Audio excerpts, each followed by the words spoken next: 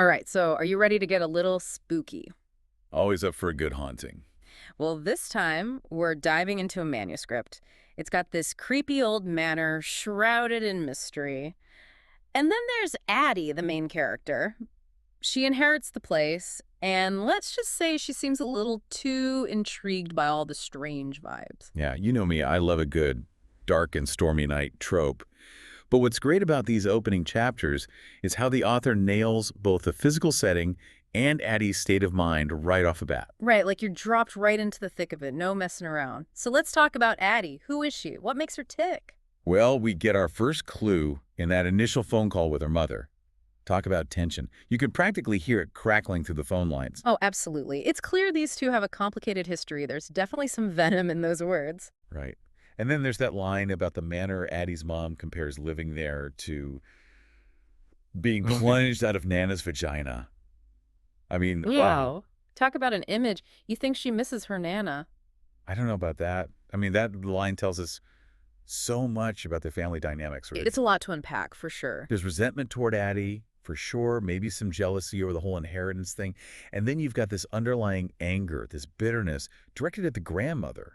It's like the mom sees the house as this symbol of her own suffering, and now Addie is stuck with it. Which, let's be honest, would totally mess with your view of a place.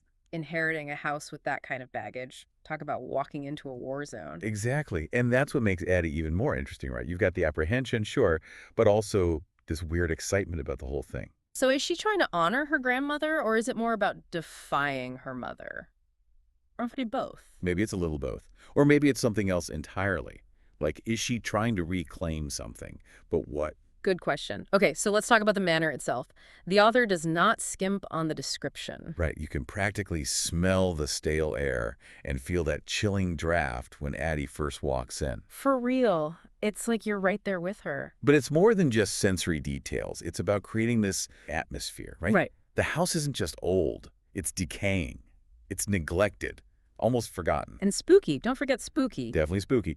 But all that decay and neglect, it makes you wonder, is it also a reflection of Addie's own emotional state? Oh, I like that. Like a physical manifestation of her own baggage. And then there are those little moments, like when the attic curtains move. Oh, yeah, spooky. Right. And Addie even says, I can't explain why, but I do. I love that. She's scared, but also excited. It's that classic haunted house trope, for sure. But it also makes us question what's really going on. Is the house actually haunted, or is Addie just freaking herself out? Or maybe she wants it to be haunted. Like she's looking for something, some kind of escape from everything else. Or maybe even confirmation that there's more to this world than meets the eye. Right. Like she's almost inviting the darkness in. Okay, so we've got Addie, we've got the creepy manor, and it seems like something is definitely up. But is the darkness drawing her in, or is she reaching for it? That, my friend, is the million-dollar question. It seems like the author wants to keep us guessing for now. Okay, so remember that aggressive knocking Addie hears? Yeah, had me on the edge of my seat. Totally. But then an empty porch, kind of a letdown, right? Totally. It's like, what was the author going for there? Makes you wonder. Right, like, are these things really happening, or is it all in Addie's head? Exactly. Is she a reliable narrator? Can we trust what she sees and hears? Speaking of unsettling encounters, what about that guy at the bookstore? Oh my God, that guy. Those eyes, those eyes. Intense much. Seriously, Yeah. one dark, one ice blue with a scar. Talk about memorable. The author definitely wanted to make sure we remembered him. And that look he gives her, like he sees right through her. And don't forget, he just disappears. Vanishes. Poof, gone, like a ghost or something. What do you think? Is he a ghost? Maybe. Or maybe he's just really good at sneaking away. True, true. So we've got this mysterious guy, a creepy old manor, Addie with some, shall we say, interesting family dynamics. And just when you think it can't get any weirder, we meet Grayson. Oh, Grayson. Yeah, he's something else. Arrogant. Dismissive. Did I mention arrogant? All of the above. And that line, ugh, that line. Di was right about that, too. I do have great tits. Not exactly Prince Charming material. You think? And yet Addie seems into him. Well, she's clearly drawn to him for some I reason. don't know why. It's like, girl, run. It's frustrating, sure. Yeah. But the author does a good job of making her relatable even when she's making questionable choices. That's true. She's flawed. We get it. But like, girl, you can do better. Definitely. Okay, but That scene where he punches the wall after the whole almost hookup thing. Dude's got some anger issues. For real.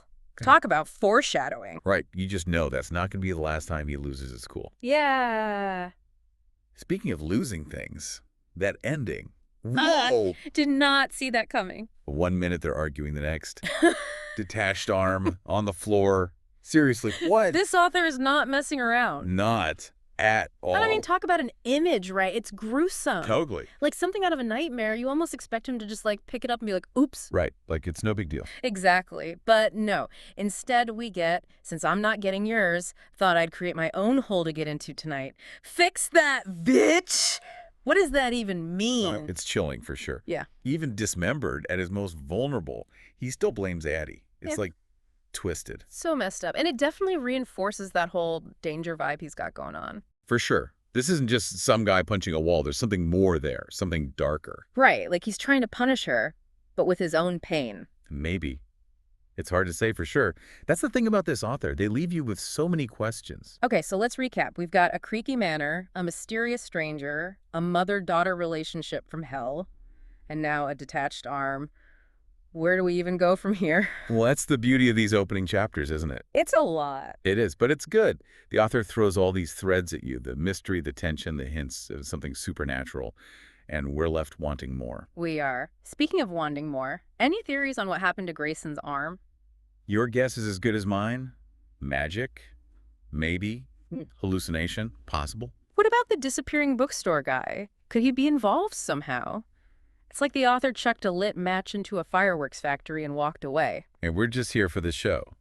But to bring it back to your earlier question about Addie's motivations, I think it's safe to say she's in for one wild ride. No kidding. Whether she's running towards the darkness or being dragged into it, one thing's for sure, Addie's life is about to change.